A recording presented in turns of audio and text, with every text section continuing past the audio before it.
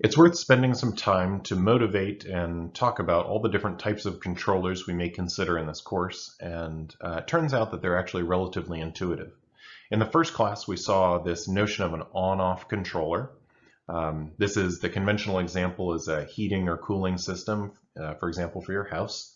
And so in that context, if you're cooling your house during the summer, then once the temperature reaches a certain level, so once it gets hot enough, then the AC will kick on, and then it will cool it down until it reaches your thermostat setting, and then it'll turn off. And then this process continues. We noticed that this was a nice controller because it was robust and that it was very insensitive to disturbances. The problem, which is not a huge problem for heating and cooling of a house, but the problem is that it generates this kind of chattering behavior that I'm drawing in this picture. And so this is the idea that the output Y, the temperature of your house indoors, is going to chatter around the set point temperature. It's never really going to stay there. And so this denotes when, for example, the AC is off, the temperature is going to rise, you turn the AC on, the temperature drops, and so you just continue this process. And so for heating and cooling of a house, this is not a problem. But you could imagine that if the steering on a vehicle to stay within your lane, for example, is driven in this manner, where essentially you turn all the way left or all the way right, depending on if you start leaving the lane and going too far to the right, too far to the left, you steer completely the other direction. And so this would yield a very poor ride, and so one that you'd certainly get seasick immediately. So it's not a great controller for that application, but it is a fine controller for heating and cooling. But this demonstrates kind of where we can start with, knowing that if the error, for example, is too large, then we apply our controller. If it's too low, then we apply our controller in the other direction. So one way of mitigating some of this chatter that we see in a on-off, or sometimes it's called a bang-bang controller, which simply means that it's banging up against the limits of the controller, is to introduce dead zone. And so this means that for a certain small bandwidth of error, that we don't apply any sort of control. So that allows the system to drift, for example, within a range of error, and then apply our hard limits of actuation on either side. So it just kind of gives us a little bit of wiggle room if the system has some play. Another way that sometimes this is implemented is in a hysteresis fashion, which means that once the controller is on, once you decide to turn the controller on, for example, then you stay there until, for example, you drive that system well beyond into negative region of error, and then you turn it off. And then when the error is increasing, you wait again across a little bit of a dead band before you get well into positive error, and then you turn the controller on. And the reason for that is because you could again kind of chatter around near zero error, plus or minus, and you don't want to oversteer the problem. Another solution, which is the conventional solution that we'll take in this course, is to introduce a proportional band, which means that within some range of error, we will ramp up how much input we put into the system. So we don't immediately turn it on or turn it on the other direction. We actually grow the amount of actuation with the error that we're seeing.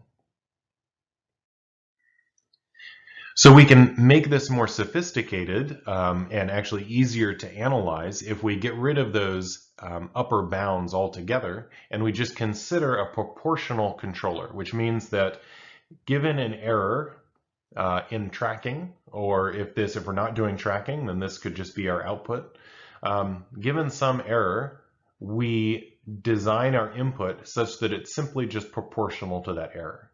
And so selecting this K parameter is immensely important and very much dictates the behavior of the feedback system. And so we'll call this particular proportionality constant, we'll call that a gain. And gain is the word that we use for a parameter that determines the style of the controller. And so one of the things we're going to observe very quickly in class is that proportional control is not going to be good enough in order to solve all of our problems. And this is why we present a more comprehensive and general controller. This general controller is called the proportional integral derivative control, and PID for short. And so in fact, we'll actually see alternative versions of this where we just select two or one of the different pieces. So we may just use proportional control in some cases. We may use PI control. We may use PD control, and so on. And so surprisingly, this accounts for over 95% of the installations in industry. And that's simply because it has a long-standing history and it has a nice balance between how sophisticated it is and how simple it is to understand. So there are many more advanced controller styles, and essentially industry doesn't trust them yet. They may be more complicated than they're worth. And so this is why PID controllers are still the main workhorse for industry. And so we've already seen that we can define our input in terms of a proportionality constant, Kp in this case, just indicating that it's the proportional part of the gain set, and that's just multiplied by the error. We'll also include these two other terms, the integral term, where essentially we integrate the error over over some history, usually the entire history, and we multiply that by a gain denoted Ki. And then we multiply a gain Kd multiplied by the derivative of the error. And so each of these plays a different role in being able to accommodate for different problems that we may see in different types of systems. So typically proportional control is required in some manner. This is really what gives us basic stability, but we may also require integral control for tracking references properly. We'll see that without that, sometimes we'll get steady state error in our tracking, which means we're not doing a perfect job tracking our system. And then finally, there's some value in anticipating what the error is going to do. And so that's why we take the derivative that maps into anticipating what the error is going to do. And so if we take this into the Laplace domain, then the transfer function that represents the proportional piece is just the constant Kp. When we take the Laplace transform of the derivative, we know we get this S term out front, and so that enters into the transfer function. And then if we introduce this integral, the integral has to be kind of the antiderivative, so it introduces this 1 over S term in the transfer function.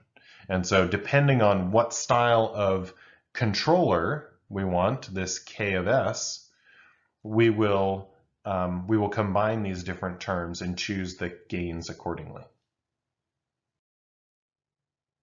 So one way to understand PID control is to understand that each of these pieces provides a different way to respond to the system and provide meaningful feedback. So the proportional part is really reacting to error. So if there is error, then it can react against that error. And so it gives us ability to stabilize the system.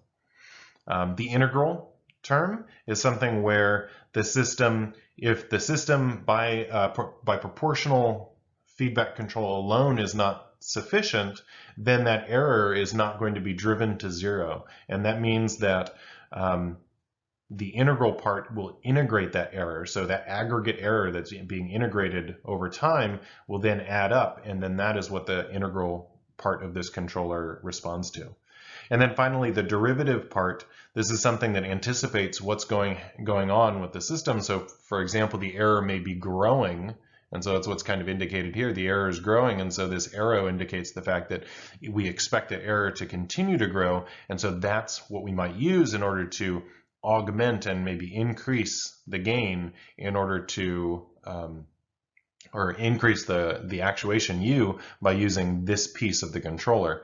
And so this piece, the D part, is oftentimes most relevant when we deal with time specifications.